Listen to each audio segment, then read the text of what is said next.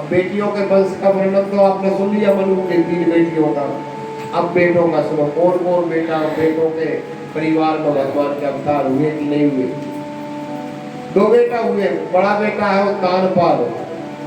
उत्तानपाद कहते हैं ऊर्ध्वा पादो स उत्तानपादो, जिसके माता के पेट में पैर ऊपर हो सिर नीचे हो, वो उत्तानपाद। बोलो, माता के पेट से, माता के गर्भ से जिसका सिर पहले निकले बाहर, गर्भ से बाहर सबसे पहले सिर निकलता, पैर नहीं निकलते। यदि पैर निकलते तो लोग कहते उल्टा हुआ है। बोलो,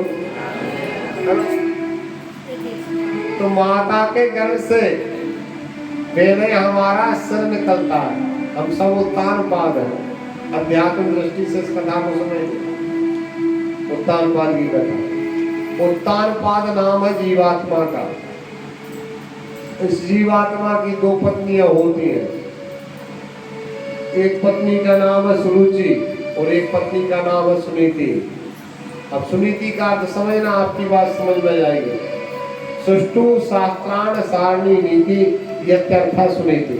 शास्त्र में, वेदों में जो जीवन जीने का ढंग बताया है, वेद नीति से जीवन का यापन करने का नाम ही सुनीति है।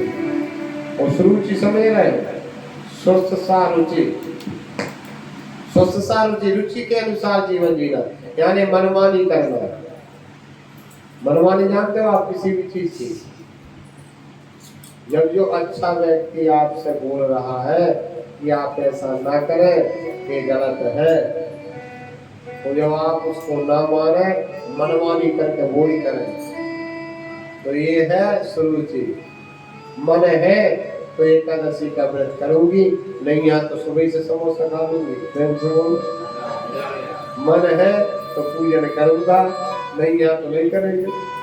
यह मनमानी, ना शास्त्र की बात को मानना, न पुराणों की बात को मानना, न गुरुओं की बात को मानना, मनमानी से जीवन जीना, ये सुरुचि। मनमानी से यदि जीवन जियोगे तो भैया परिणाम अच्छा नहीं होगा, याद रखना। शास्त्रों के मत से जीवन जियोगे, बुद्धिमानी से जीवन जियोगे, तो कभी जीवन में मात नहीं खाओगे। सुरुचि का पुत्र हुआ उत्तम, सुनीति का पुत्र हुआ ध्रुव। वो ध्रुव जब गर्भ में था, जब माता को निकाल दिया, दूसरी शादी कर दी उत्तानपाद ने सुरुचि से। वो गर्भवती थी, उस समय निकाला तो उसने बहुत दुख प्राप्त करते हुए भगवान का खूब भजन किया। बेटा गर्भ में था, जिस माँ के गर्भ में बेटा हो, उस समय कोई स्त्री भगवान का भजन करती है तो उसका प्रभाव उस बेटे पे पड़ता है। सब ग्रंथों को पढ़ती है, भागवत को पढ़ती है, रामायण को पढ़ती है, उसके प्रभाव से उसका बेटा महान गुणवान बुद्धिमान विद्वान भगवान का भक्त जन्म लेता है। आज समय आया, बेटी का जन्म हुआ। बेटा जब 5 वर्ष का हुआ तो माँ से पूछा कि मेरे पिताजी कहाँ हैं? माँ ने कहा तेरे पिताजी बाल हट जिद करने लगा, जब तू 16 श्रृंगार करती है तो मेरे पिता जीवित हैं, बताती क्यों नहीं भैया? मुझे मेरे पिताजी से मिलना, मेरे पिताश्री के दर्शन करना, मैं भी चाहता हूँ मेरे पिता की गोद में खेलना। तब माता ने बता दिया, तैयार कर दिया नन्हे से बालक को कि जा, वो तेरे पिता का महल दिखा रहा है। और तैयार होकर भागते हुए गए, द्वारपालों को प्रणाम किया। मैं माता सुनीति का पुत्र ध्रुव आपको प्रणाम करता हूँ काका, मुझे मेरे पिताश्री से बुला दो। दोनों द्वारपाल रोने लगे खूब से प्यारे से बच्चे को देखकर। हमारे राजा की बुद्धि खराब हो गई, जो इतनी सुंदर माता सुनीति को त्याग कर जो हमें सदा अपने परिवार के जैसे रखती थी, कभी ये नहीं मानती थी कि ये नौकर है, बेटा जैसे रखती थी, भाई जैसे रखती थी, ऐसी देवी का त्याग करके उस कुलक्षणा सुरुचि को ले आया। बेटा ध्रुव को उठा लिया सैनिक ने, ले जाकर राजसभा में जहाँ महाराज उत्तानपाद बैठे थे, स्वयं मनु के पुत्र, और छोड़ दिया। तो ध्रुव पिताश्री पिताश्री कहते हुए दौड़ लगाई, तो पिता के चरणों में प्रणाम किया। तो कहा मैं माता देवहूति का पुत्र ध्रुव आपको प्रणाम करता हूँ। तो जैसे प्रणाम किया तो पिता की आत्मा छोटे से बच्चे पे दया आ गई, उठा के उत्तान पाद में हृदय से लगा के अपनी गोदी पे बिठाया। तो मेरी माता बहनों, ये बात बर्दाश्त नहीं हुई। उनको बर्दाश्त नहीं हुई, पर माता को सोते नहीं बोला। उसने हाथ पकड़ के ध्रुव को नीचे फेंक दिया और कहा, अरे ध्रुव, तू सभागन का बेटा बनके इस गादी पे नहीं बैठ सकता। भगवान की तपस्या कर, वो भगवान तुझे मिल जाए तो भगवान से वरदान मांगना कि अगला जन्म तुझे मेरी कोख से दे, तब तू मेरा बेटा बनेगा जब तुझे ये गादी प्राप्त होगी। बहुत बड़े बोल एक छोटे से बेटे से बोल दिए। भैया, जीवन में कभी बड़े बोल नहीं बोलना चाहिए। समय किसी ने नहीं देखा कल क्या हो जाए। प्रेम से बोलो। आज सुरुचि अपने पेट को भगवान से बड़ा बता रही। भक्त और भगवान दोनों का अपमान कर दिया। क्या कह रही, भगवान मिलेंगे जब मेरा पेट मिलेगा। प्रेम से बोलो। वरदान में मांगना कि मेरा पेट, अरे तेरा पेट इतना महान है कि तेरी पेट में आ गई कभी राजा बने। और ध्रुव ने पिताश्री की तरफ देखा। पिता ने जब कुछ नहीं कहा तो रोते रोते अपनी माँ के पास गया।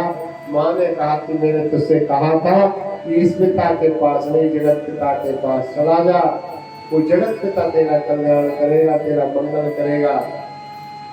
अब बेटा, माँ ने जो कहा वो सही गया। माता पिता कभी बुरी नहीं बोलते। भगवान की तपस्या कर, भगवान तुझे मिल जाएगा तो सर्वस्व मिल जाएगा। ये माँ ने तुझसे ठीक कहा, तुझे बुरा लगा कि माँ वो तुम्हें गाली दे रही थी, तुमसे अभागन बोल रही थी। बेटा, मैं अभागन तो हूँ जब तो जंगल में पड़ी। फिर तो बोलो, इस वक्त कोई बुरा नहीं था।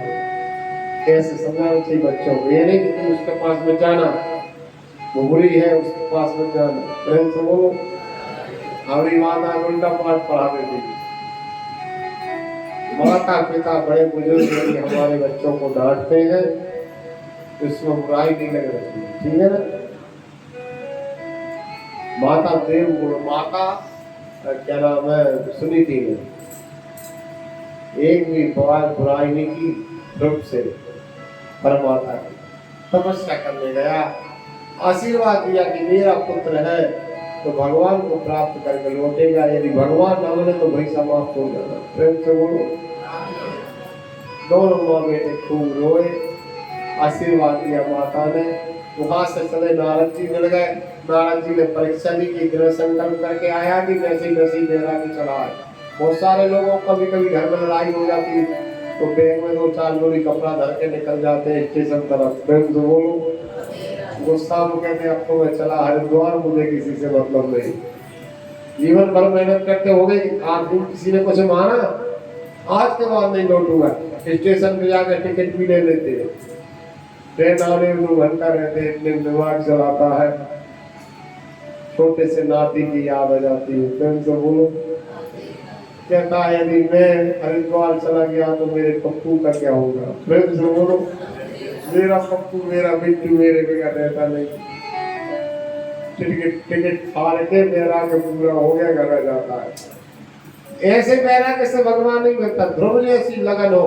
ध्रुव ने जैसा माता का शब्द वर्ण किया कि भगवान की तपस्या कर, और ध्रुव निकल गया। नारद जी ने परीक्षा ली, नारद जी ने मंत्र दिया, ओम नमो भगवते वासुदेवाय। हे बेटा, तेरे अंदर सच्ची लगन है, सच्ची चाह है, तू चला जा और जाकर के भगवान की सच्ची लगन से वृंदावन में जाकर के, मथुरा में जाकर के, मधुपुरी मथुरा में और निधि वन में जाकर तू भगवान का यमुना के तट में भजन कर। तेरे गुरु का आशीर्वाद 6 महीना में तुझे भगवान के दर्शन, साक्षात दर्शन होंगे।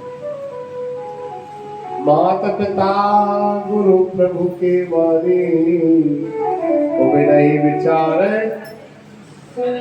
ध्रुव को माता का आशीर्वाद मिला, पिता का मिला, वो गुरु का भी आशीर्वाद मिल गया।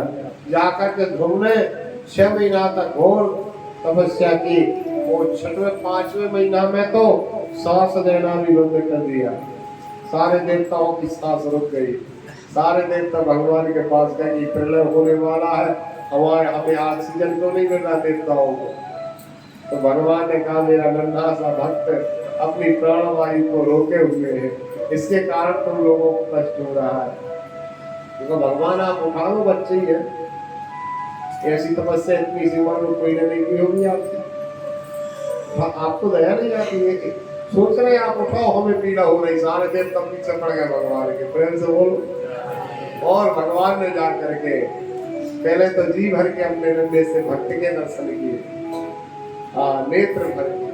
वो तब ध्रुव के अंदर जो भगवान के दर्शन ध्रुव कर रहा था, वो मूर्ति को भगवान ने अंतर ध्यान किया कि देखा कोई की कोई मूर्ति सामने खड़ी है, गरुड़ पर विराजमान है भगवान, शंख चक्र गदा पद्म धारण किए हुए। ध्रुव के नेत्रों से झरझर अश्रुपात होने लगे और ध्रुव ने भगवान की बड़ी सुंदर प्रार्थना की। आइए हम लोग भजनों में गाते मैं कर देता हूँ, दो अंतरा बोलेंगे सब लोग। ओ तेरा दर तो हकीकत में दुखियों का सहारा, तेरा दर तो हकीकत में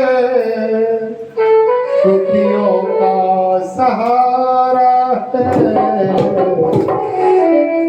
सच कहता हूँ कान्हा तेरे दर से गुजारा है।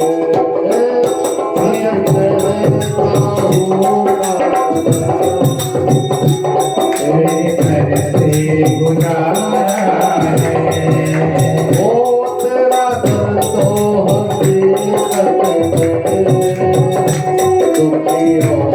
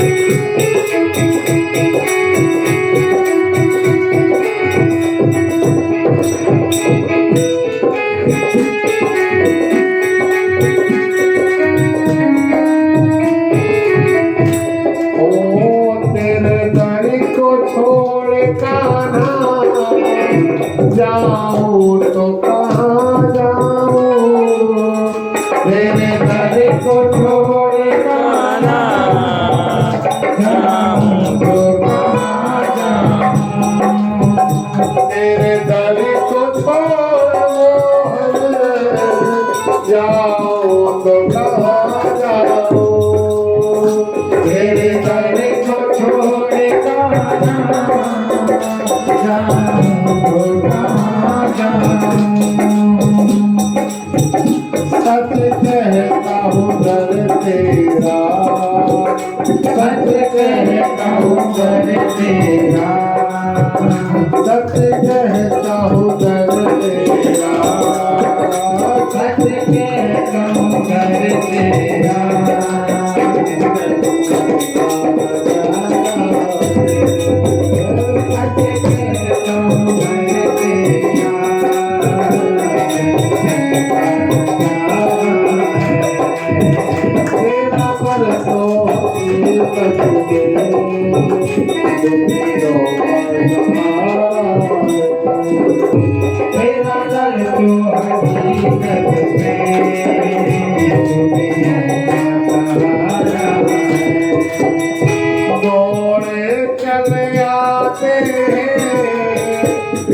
दर्द के मारे सोने चले आते हैं, दुख दर्द के मारे सोने चले आते हैं, दुख दर्द के मारे दोने चले आते हैं, दुख दर्द के मारे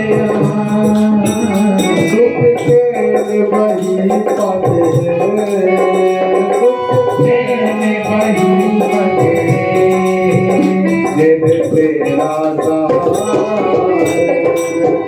दुख के वही पाते हैं, जिन तेरा सहारा, ओ तेरा दर तो हकीकत में जब तेरा दर तो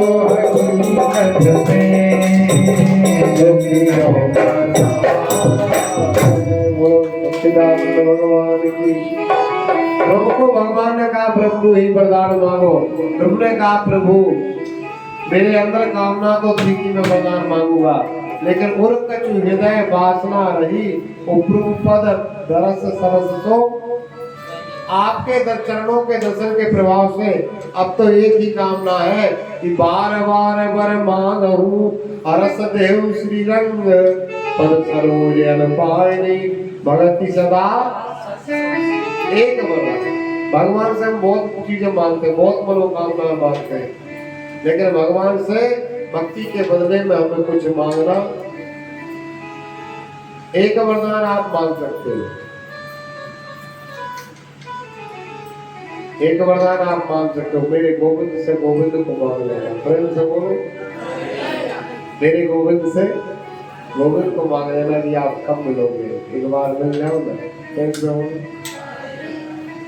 और एक बात का मना आपको भगवान भी करे, भगवान भी यदि आपको भजन करने की मना करें, मेरे कान्हा भी है, मेरे ठाकुर भी आपको आके भगवान भजन करने की मना करें, तो ये बात आप भगवान की भी मत मानना। प्रेम से बोलो, भगवान से कह देना कि मैं आपकी हर बात मान लूंगा, लेकिन मैं ये बात नहीं मानूंगा कि मैं आपके भजन करना बंद कर दूंगा। भजन तो मैं सारे जीवन पर्यंत करूंगा आपका। आज ध्रुव जी ने भगवान से कुछ नहीं मांगा, तो भगवान ने बदले में पता क्या दिया? कहा बेटा ध्रुव आज से तू अमर हो जा, आज से तू मरेगा नहीं। पहला वरदान। दूसरा वरदान 36,000 वर्ष तक इस पृथ्वी पर राज्य करेगा, मेरा आशीर्वाद है। 36,000 वर्ष तक तू राजा बन के रहेगा। उस सशरीर मैंने एक सुंदर लोक बनाया तुझे। 36,000 के वर्ष के बाद में मेरे आशीर्वाद से तू विमान में बैठ के मेरे इस लोक में आएगा, क्योंकि तू मेरा पुत्र है और तूने कुछ मांगा नहीं है। तब प्रभु बस इतना ही सौभाग्य आपने दिया है कि मेरे पिता ने मुझे त्याग किया था, आपने मुझे बेटा बना लिया, इससे बड़ा मेरे लिए और क्या हो सकता है।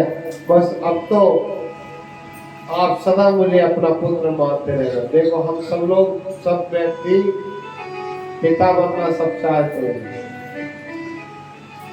भगवान के आप पुत्र बन जाओ तो पिता की जो प्रॉपर्टी रहती है उसको पुत्र का अधिकार होता है। प्रेम से बोलो।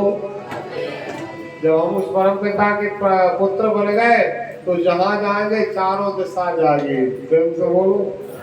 और ध्रुव ने कहा मैं आज से आपका पुत्र हूँ। ध्रुव ने भगवान की गोदी में जाकर के भैया दीदार किया तो भगवान ने गोदी में ध्रुव को धारण किया, हृदय से लगाया और ध्रुव ने 36,000 वर्ष तक ध्रुव को राज तिलक करके महाराज उत्तानपाद अपनी दोनों पत्नियों को साथ में लेकर के जंगल में तपस्या करने चले गए। ध्रुव ने 36,000 वर्ष तक राज्य किया।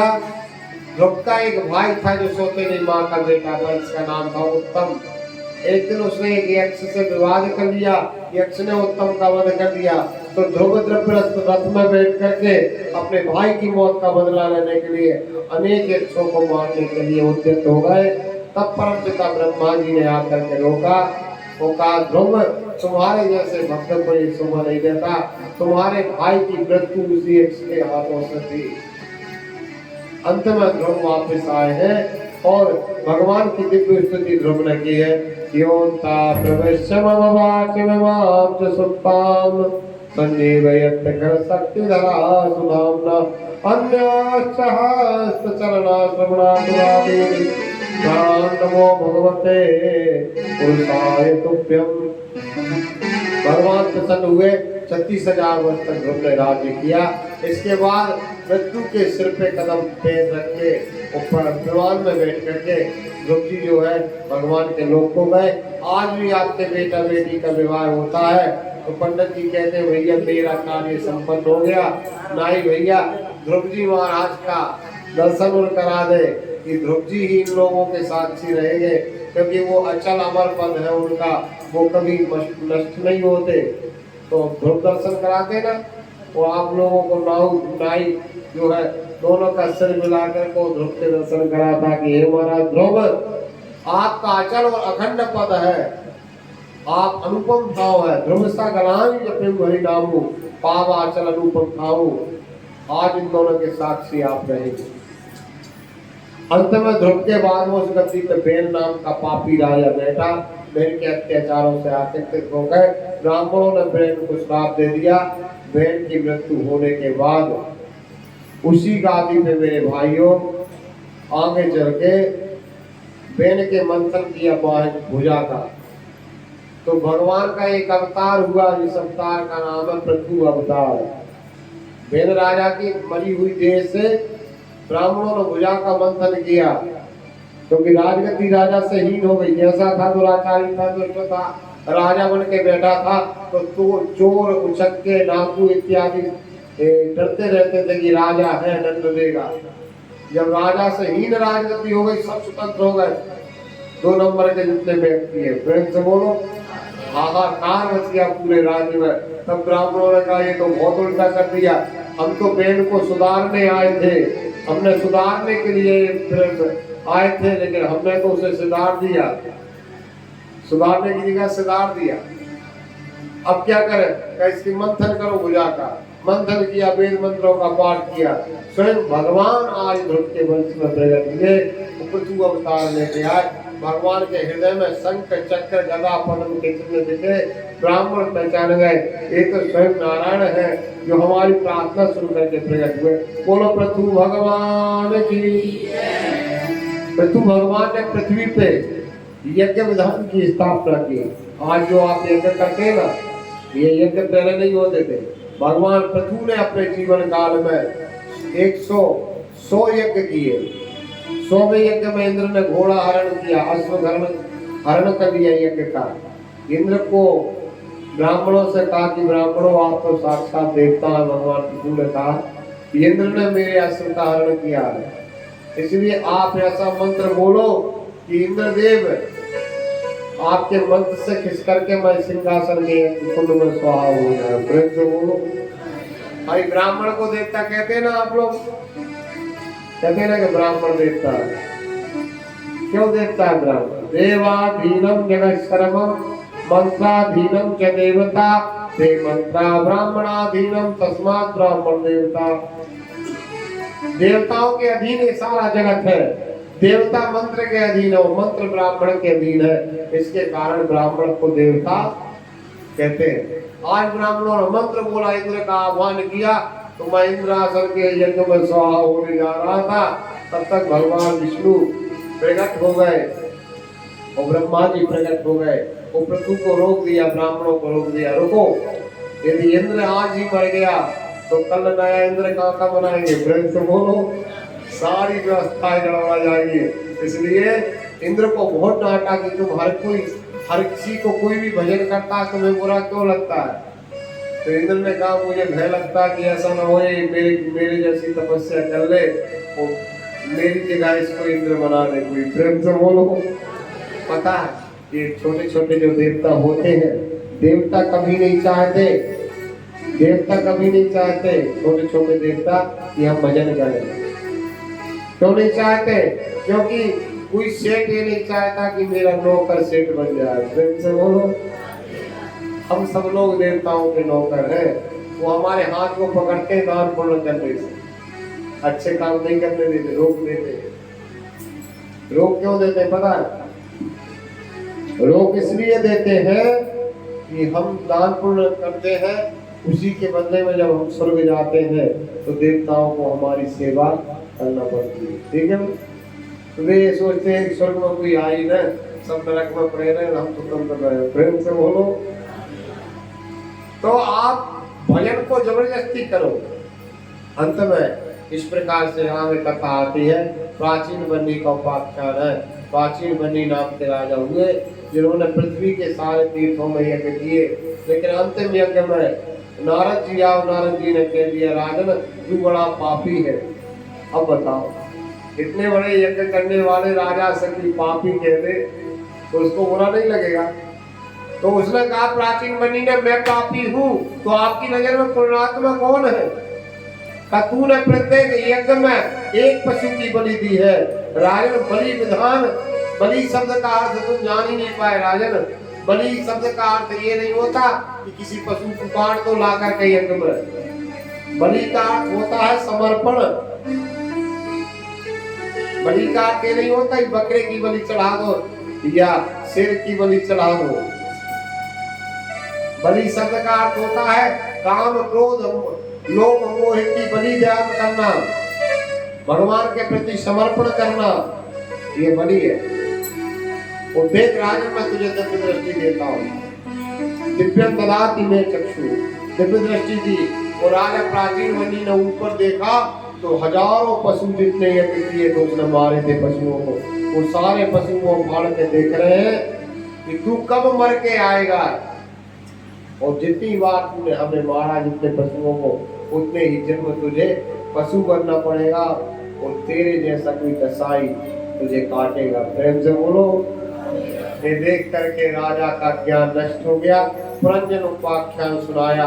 पुरंजन उपाख्यान पुरंजन आने जीवात्मा, जीवात्मा परमात्मा का मित्र है। भगवान ने बहुत मना किया था इस आत्मा को कि संसार में मत जा, भटक जाएगा, मेरे पास नहीं आ पाएगा, लेकिन जबरदस्ती आ गया। बोला नहीं मैं घूमने जा रहा हूँ, कुछ दिन में आ जाऊंगा, आप चिंता मत करना। और ऐसे बोल के जीवात्मा आ गई संसार में। भगवान ने मकान बताया, कौन सा मकान पसंद करेगा? 1 पाए का मकान बताया, 4 पाए का मकान बताया। 1 पाए का मकान समझ रहे आप? 1 पाए का मकान प्रेत योनि, प्रेत के केवल 1 पाँव रहता है। 4 पाए का मकान पशु योनि, 6 पाए का मकान बताया, 1000 पाए का मकान बताया। अंत में इसे 2 पाए का मकान अच्छा लगा। उनको आत्मा को 2 पाए का मकान यानी मनुष्य शरीर। भगवान ने इसकी विशेषता बताई कि 5 द्वार गुरुवायु हो गए। 5 द्वार, आँख, कान, नाक, मुंह और दो द्वार इसके उत्तर और दक्षिण में, दोनों कान, 9 द्वारों का एक शरीर है, 9 चित्र होते शरीर होते हैं। जो बोलो 9 द्वार का ये शरीर है। पुरंजन बोला ये तो बड़ा अच्छा महल है, मैं तो इसी में रहूंगा। रह तो ले, लेकिन आ जाना मेरे पास। अंत में भैया जब इसको शरीर मिला तो पुरंजन एक नगरी में चला गया। उस नगरी की एक रानी थी जिसका नाम था पुरंजनी, जिसका 5 फण वाला सांप रक्षा करता था। 10 सेवक उसके सेविकाएं सेवा करती थी। ऐसी उस देवी को देख के मोहित हो गया, विवाह कर लिया। और आए थे हरि भजन को कोटन लगे कपास।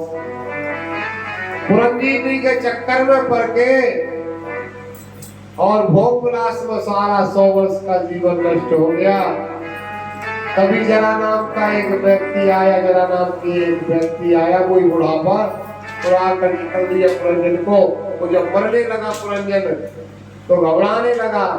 तब वही अभिज्ञान नाम का मित्र यानी परमात्मा आए तो कहा, पुरंजन तू मुझसे कह रहा था तू मेरे पास आ जाएगा, लेकिन तू तो माया में फंस गया। कहा हाँ भैया मुझे बचा लो, अब तो मैं नरकों में जाऊंगा, क्योंकि मैंने कभी भेद नहीं किया। इस पुरंजनी के प्रेम में इतना पागल हो गया था। ये पुरंजनी हंसे तो पुरंजन हंसे, तो पुरंजनी रोए तो पुरंजन रोए। प्रेम से बोलो। हाँ, इसलिए इस पुरंजनी के चक्कर से पुरंजनी यानी माया समझ गया। और माया के चक्कर में जब मनुष्य पड़ जाता है, उसी के चक्कर में मदा वो जो 5 फण वाला सर्प है जो रक्षा करता है, वो है 5 तत्व, और 10 कन्याएं जो सेविका है, वो 10 इंद्री। इस प्रकार से माया के बारे में वर्णन किया और इसका उद्धार हुआ। आगे 5वें स्कंद में दूसरे बेटे के वंश का वर्णन है। प्रियव्रत ने ही 9 द्वीपों की स्थापना की और अजनाभ खंड भारत की स्थापना की। एक प्रियव्रत बड़े सुंदर राजा है, संन्यास ब्रह्मचारी रहते, भजन कर रहे थे, ब्रह्मा के कहने से विवाह किया और इनके वंश में महाराज अंग हुए। अंग के कोई संतान नहीं हुई। तब अंग ने भगवान की तपस्या की, उससे एक बेटा नाभि नाम का बेटा हुआ। नाभि राजा के भी कोई संतान नहीं हुई। नाभि राजा ने जब तपस्या की तब भरत नाम के भरत इत्यादि 100 पुत्र हुए। तो यहाँ पे भरत के चरित्र में भरत का चरित्र का वर्णन करते हुए बताया। भरत के 3 जन्मों की कथा माता ध्यान से सुनो। भरत 3 हुए भारत में। इससे पहले हमारे देश का नाम था अजनाब वर्ष, अजनाब खंड नाम का देश था और इसका नाम अजनाब वर्ष के नाम से जाना जाता था। लेकिन 3 भरत होने से इस देश का नाम पड़ गया भारत। बोलो भारत माता की। 3 भरत कौन से हुए आप बताओ?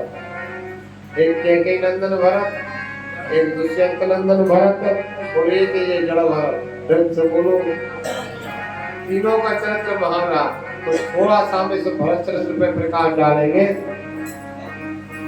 भरत कौन से जन्मे हैं? राजा नाभि के कोई संतान नहीं थी। राजा नाभि ने तपस्या की और तपस्या करने के बाद राजा नाभि के भगवान ही बेटा बन के आए। बेटे का नाम पड़ा भगवान के 24 अवतारों में से एक अवतार है ऋषभदेव अवतार। बोलो ऋषभदेव भगवान की। 24 ऋषभदेव अवतार यानी जिन्होंने जैन धर्म की स्थापना इस पृथ्वी पर की। जैन धर्म जो स्थापित हुआ वो हमारे सनातन धर्म का अंग है।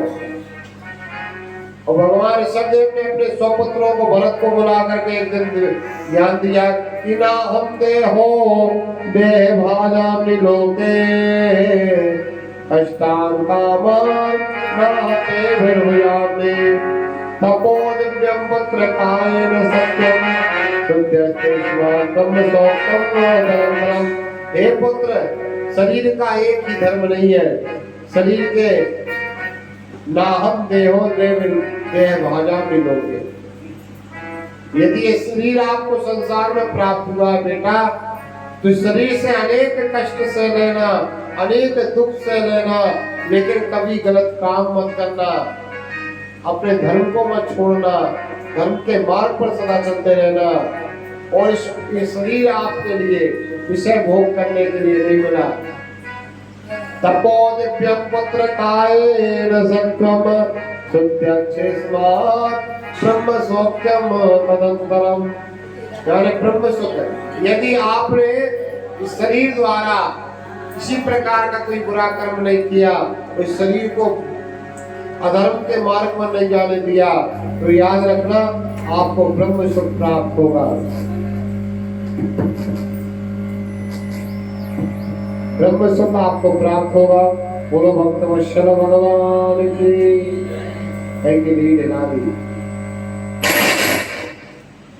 बोलो भक्त वत्सल भगवान की। यानी ये शरीर हमें प्राप्त हुआ है तो केवल एक के लिए, इसीलिए हुआ भजन के लिए।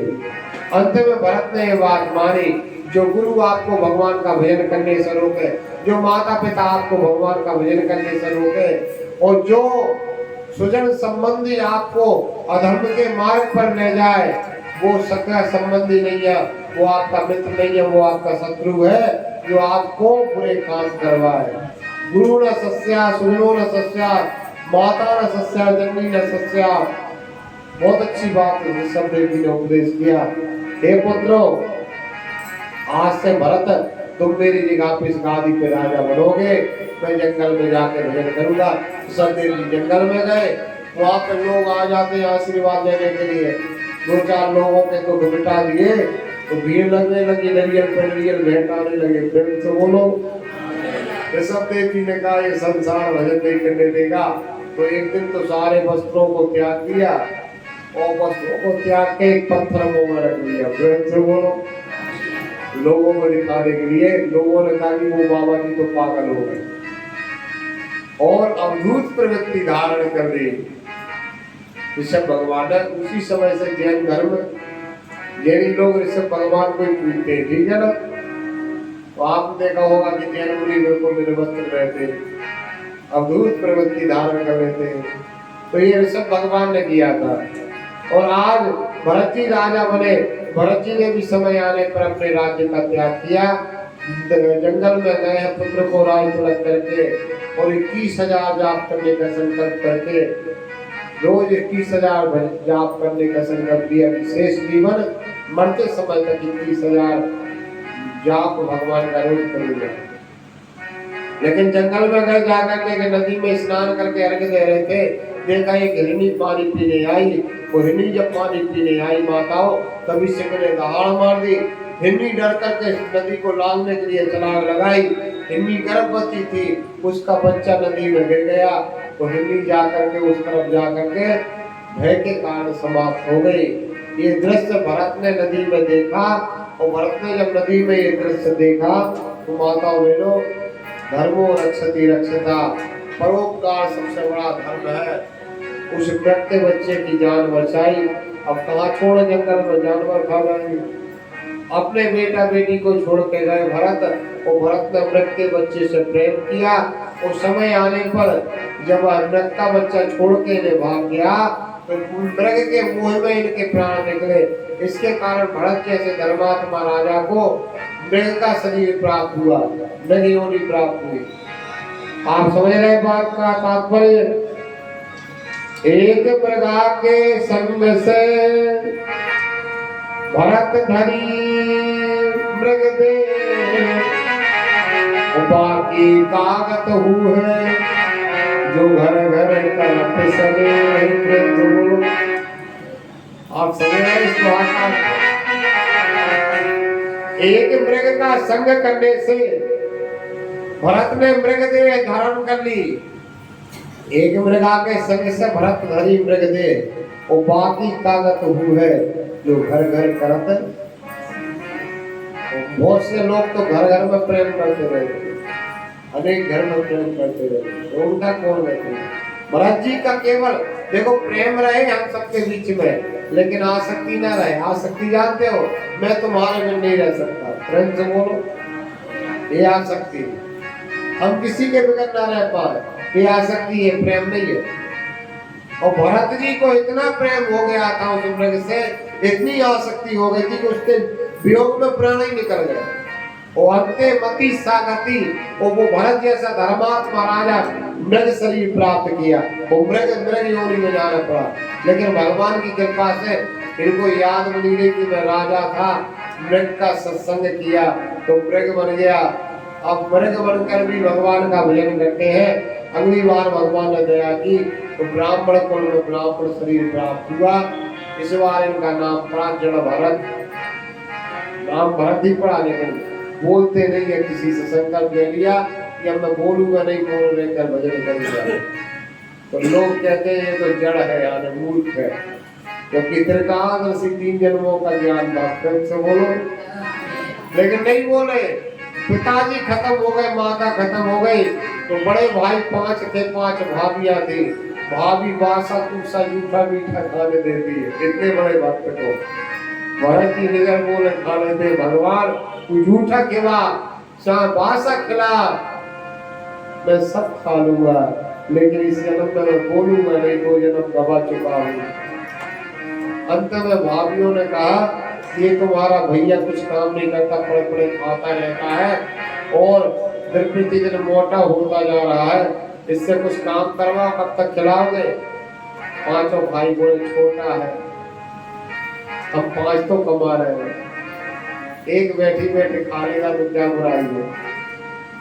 लेकिन भाभियों ने एक नहीं चलने दी। अंत में भैया ने कह दिया भरत जाओ, गेहूं की बाउंडी की है, खेत में जाकर के रखाना, खेत में बहुत चिड़िया आती है। भरत जी रखाने गए, अब देखा कि सारा खेत में चिड़िया दाना चुन रही थी। भरत जी जैसा संत प्रेम में डूब गया, वो कहता राम जी की चिड़िया राम जी को खेत और चिड़ैया भर भर पेट। और ऐसा गाते गाते था तब भैया नाच रहा है, पूरी बंदिया पे खड़े होकर के राम जी की चिड़िया राम जी को खेत और चिड़ैया भर भर पेट। भैया देखने आया, देखो तो भरत क्या कर रहा है। आकर के देखा और सारा खेत चिड़ियों से भरा रहा हूँ, कह रहा राम जी की चिड़िया राम जी को खेत और चिड़ैया भर भर पेट, एक चांटा मारा। तब भरत ने हाथ जोड़ के कहा पहली बार बोले भैया मुझसे ये नहीं होगा, मैं किसी खाते हुए जीव को नहीं बना सकता, ये नहीं होगा तो घर से निकल जाके हाँ ये हो जाएगा। और जंगल में गए हैं, जंगल में गए तो वहां पर राजा रघु एक नाकू ने काली की सिद्धि की थी, तो काली को एक नरबली चढ़ाना थी नाकू को। भरत जी को पकड़ के ले गए, नाकू आए, नाकू से भरत जी बोले भैया मुझे भगवान नहीं मिले, 3 जन्म हो गए, यदि मेरी बलि चढ़ाने से तुझे काली मैया मिल जाए तो तू बिल्कुल मेरी बलि चढ़ा दे, मैं काट डाल दूंगा, मैं भी जीना नहीं चाहता। प्रेम से बोलो। और भरत जी सो गए, उसने पूजन कर दी, और खड़ग की पूजन करके और जैसे ही भरत जैसे भक्त पे खड़ग चलाने लगा कि भद्रकाली की मूर्ति फट गई और भद्रकाली प्रकट हो गई और नाकू का शीश काट दिया और भरत को उठा के दस्त लगा दिया। अरे बेटा तू क्या समझ रहा था, तेरे जैसे भक्त की मां बलि दे रही, अब वो दिन दूर नहीं है जब तेरा भगवान से साक्षात दीदार होने वाला है, तेरी मां का आशीर्वाद। राजा रघुगण ने भरत जैसे भक्त को जो है भैया अपनी पालकी में जुटाया, तो वहां भी चिट्ठियों के मरने के कारण छलांग लगा देते, तो राजा का सिर बार बार पालकी में टकराया। तब राजा ने भरत को कहा कि तुझे मरने से भय नहीं लगता, राजा की पालकी में कहार बनते लगा है और मेरे ऊपर जो है उद्दंडता कर रहा है। तब बोले राजा को पहचान गए, राजा कौन है पता है, वही मृगता बच्चा, मृगता बच्चा है जो भरत जी के साथ में रहा था। प्रेम से बोलो, जिसके कारण भरत मृग बने और आज ये राजा बना घूम रहा है। कपिल भगवान के आश्रम जा रहा था गुरु दीक्षा लेने के लिए, पहचान गए भरत जी ने कहा आज तो मुंह से तेरे लिए जरूर बोलूंगा। और भवाटी का बड़ा सुंदर उपदेश दिया है, तो सुनने राजा रघुगण का भी मोक्ष हुआ और इनका भी मोक्ष हुआ। आगे कथा आती है अजामिल उपाख्यान, पापी अजामिल जैसा ब्राह्मण, कानकुब्ज जो ब्राह्मण था, कानकुब्ज दासी पुत्र अजामिला, कानकुब्ज नाम का कानकुब्ज ब्राह्मण था, अजामिल नाम का ब्राह्मण, जिसने आंखों से पाप होते देखता था तो पापी बन गया। अंत में इतने पाप किए भैयाओ, इतने भयंकर पाप किए, मैं आपसे निवेदन करूं, ये डाकू बन गया ब्राह्मण से।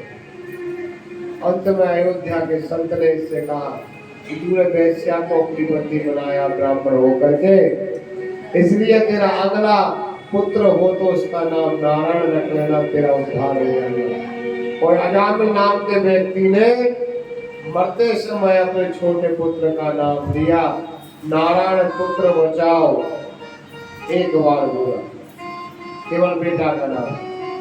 और भगवान की कृपा हुई, कहते भाव को भाव आनंद आलसो, भाव को भाव आनंद आलस, नाम जपत गरुड़ दर्शो, नाम जपत गरुड़ दर्शो, श्री राम जय राम जय जय राम, श्री राम जय राम जय जय राम। अब तू अजामिल बन कर खाओ, अब तू अजामिल बन कर खाओ, हरे मुकुट हरे नाम प्रभाओ, हरे मुकुट हरे नाम प्रभाओ।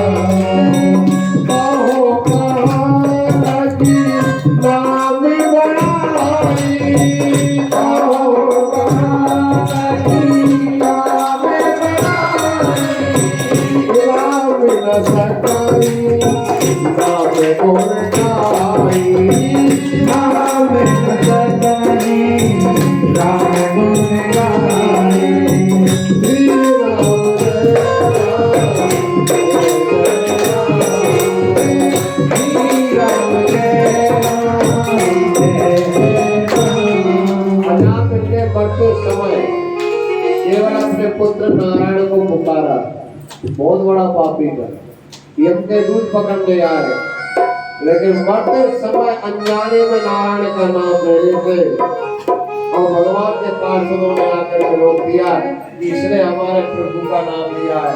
यमदूत बोले नहीं, प्रभु का नहीं, इसके बेटा का नाम लिया। दोनों में विवाद हुआ, दो पेजों में वर्णन है। यमदूत जाकर पंचायत लगाने पहुंचे थे महाराज के पास कि भगवान के पास मनमानी कर रहे हैं, अब तो वो हमारे ग्राहकों को भी उठा कर ले जा रहे हैं, पता नहीं वैकुंठ में कमी आ गई है लोगों की। प्रेम से बोलो, क्या कैसा कि वो बेटा का नाम ले रहा नारायण, सब पापी है, ब्राह्मण हो गए, कभी उसने कभी भी कोई कर्म नहीं किया, बेटा का नाम पुकारा उसने मरते वक्त एक बार, पुत्र नारायण बचाओ। जब उनके दूध प्राण खींचने लगे, उनका भगवान के पार्षदों ने हमको मार मार के भगाया, उसने अपने प्रभु का नाम लिया।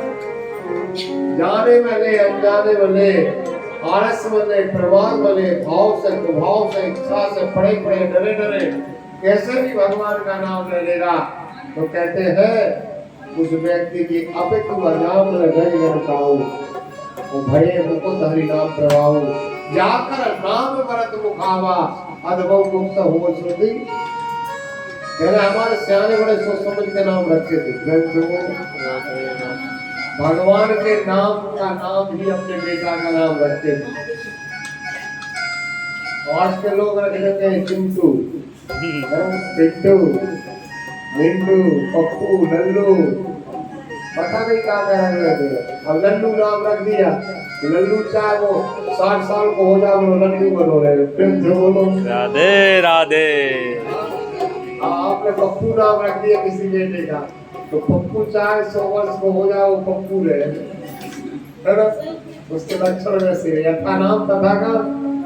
पहले लोग रखते थे राम, कृष्ण, विष्णु नारायण गोविंद अकेले राधे श्याम सीताराम महेश है ना, शंकर शिव।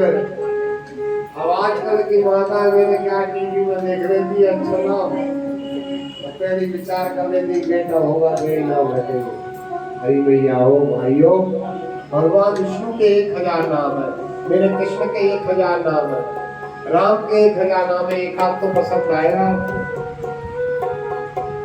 अरे ऐसे हम भजन नहीं कर पाते, कम से कम एक आध बार वही में बोल जा। इस प्रकार से यहाँ मेरे कल्याण नाम लेकर उद्धार हुआ।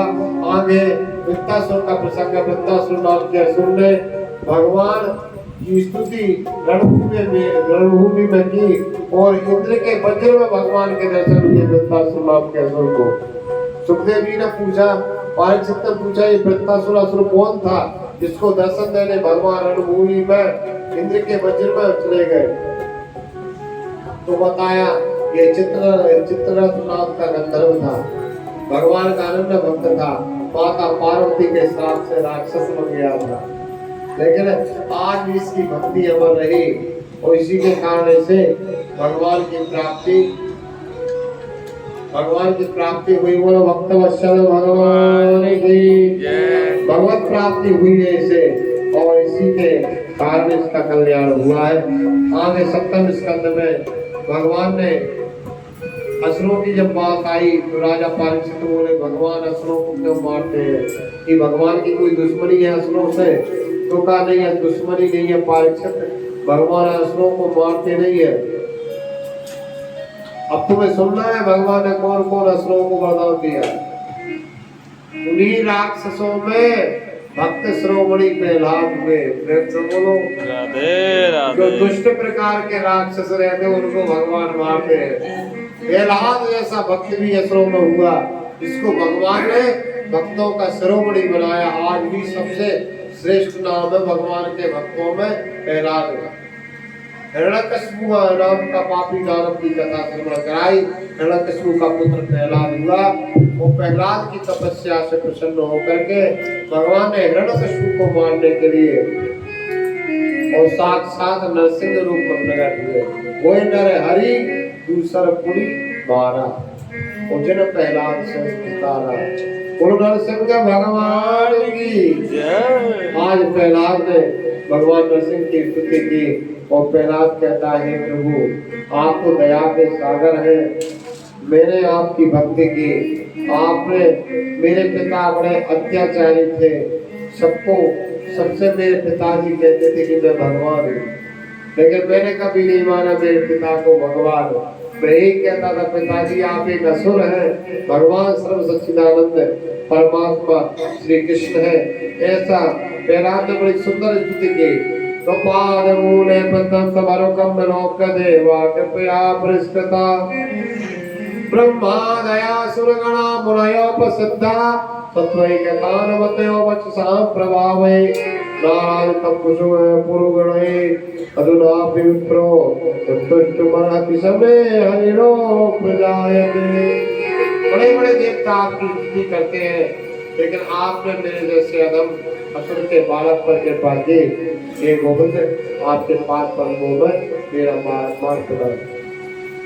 भगवान ने प्रहलाद से कहा, प्रहलाद आज से तू मेरे सतयुग से लेके आप लोग बताएं मैं आपसे प्रश्न करूं, सतयुग से लगा के कलयुग तक भगवान के कितने श्रेष्ठ भक्त हुए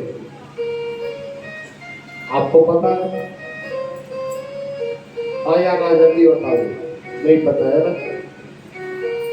अब याद कर लेना, 12 भक्त हुए आज तक, 12 सर्वश्रेष्ठ भक्त सर्वोपरि। इनका नाम यदि सुबह सुबह कोई भी व्यक्ति एक बार ले ले 12 भक्तों का नाम, तो उसे महान पुण्य की प्राप्ति होगी, महान पुण्य। प्रहलाद नारद पराशर पुंडरीकम व्यासं मरीच सुख शौनक भीष्म दार्ढ्यं रघुमान राजन वशिष्ठ विभीषणादि पुण्यानि मां परम भागवतान् नमामि। प्रहलाद सबसे श्रेष्ठ भक्त है। पहला नाम माया 12 भक्तों, प्रहलाद, नारद जी दूसरे, भगवान शंकर तीसरे। ये नारायण के श्रेष्ठ भक्त है, इससे बड़ा भक्त कोई नहीं है। प्रहलाद, नारद, पाराशर जी, पाराशर यानी व्यास जी, प्रहलाद, नारद, पराशर, वशिष्ठ जी, ऐसे दिव्य 12 भक्तों के नाम आए हैं। इनका जो नाम जप करता है ऐसे व्यक्ति सदा सदा करिए सारे बंधन से मुक्त हो जाता है। 12 भक्त है। भक्त मानव भागवत प्रत्येक ग्रंथ में इनकी कथा है। प्रेम से बोलो राधे राधे। आगे कथा आती है, प्रहलाद का पुत्र हुआ विरोचन, विरोचन का पुत्र हुआ बलि, बलि। यहाँ तक वर्णन किया। इसके बाद में बीच में अष्टम स्कंद आता है। अष्टम स्कंद में गज को बचाने के लिए भगवान ने हरि अवतार धारण करके और गज की रक्षा की, उग्राह को मारा। कथा बहुत बड़ी है, लेकिन मैं संक्षेप में आपको समझा रहा हूँ, आपने सब समझा होगा। अब एक बात बताओ, दोनों में से पहले उद्धार किसका हुआ? हाथी का हुआ कि मगर का हुआ? मगर का क्यों हुआ है उद्धार? इसका कारण जानते? हाथी भगवान का श्रेष्ठ भक्त और हाथी के चरण मगर ने पकड़ लिए, इसके कारण हाथी से पहले मगर का उद्धार। यदि आप भगवान के चरण नहीं पकड़ पा रहे, भगवान आपको नहीं मिल पा रहे, तो भगवान के भक्त के चरण भी पकड़ लोगे तब भी आपका उद्धार। आज ग्रह का अंत किया, हरि अवतार धारण करके गज को तार दिया भगवान ने। ग्रह आहा हू दो गंधर्व है। आहा नाम का गंधर्व था, जिसने मुनि के श्राप के कारण मगर बन गया। तो मुनि ने इससे कहा था, जिस दिन तू एक श्रेष्ठ भक्त का चरण पकड़ लेगा, उसी दिन भगवान के द्वारा तेरा उद्धार हो जाएगा। तो गज कौन था पता है? इंद्रद्युम्न नाम का राजा। ये अगस्त जी के श्राप से हाथी बन गया था। अगस्त जी का चेला था, अगस्त जी के श्राप से हाथी बन गया था, लेकिन आज भगवान की कृपा से इसका भी उद्धार हुआ, गजयोनी से मुक्ति मिल गई। आगे कथा आती है, बलि जब राजा बना, वो बलि ने दैत्य गुरु शुक्राचार्य के साथ में मेल करके और देवताओं को पर विजय प्राप्त कर ली। देवता मारे मारे फिरने लगे। सारे देवता भगवान के पास गए। भगवान ने कह दिया, बलि पर अभी काल की कृपा है, इसलिए देवताओं जब शत्रु प्रबल हो तो शत्रु को मित्र बना लेना चाहिए। प्रेम से बोलो। भगवान विष्णु ने एक कहानी सुनाई कि एक चूहा और एक सांप एक पिटारे में बंद हो गए। पहले सपेरे ने सर्प को पकड़ा, पिटारे बंद कर लिया, और सर्प को खाने के लिए चूहे को पिटारे में डाल दिया पकड़ के। ध्यान से सुनना, भगवान विष्णु सुना रहा है कौन के लिए? देवताओं के लिए। विपरीत समय में शत्रु को मित्र बना लेना चाहिए। तो सर्प ने देखा, चूहा सर्प को देखकर चूहा के तो प्राण ही निकल गए। प्रेम से बोलो। और चूहा सर्प को देखा, बड़ा घबरा गया और कांपने लगा। सर्प बोला, डरो मत, इस समय हम दोनों विपत्ति में, तुझे डाला है मैं तुझे खाऊंगा, मैं तुझे खाऊंगा, फिर ये मुझे नचाएगा बीच में जाकर। पता नहीं कितने दिन तक इसके बंधन में रहना पड़ेगा। इसलिए भाई चूहा, तू बिल्कुल मत डर, मैं नहीं खाऊंगा।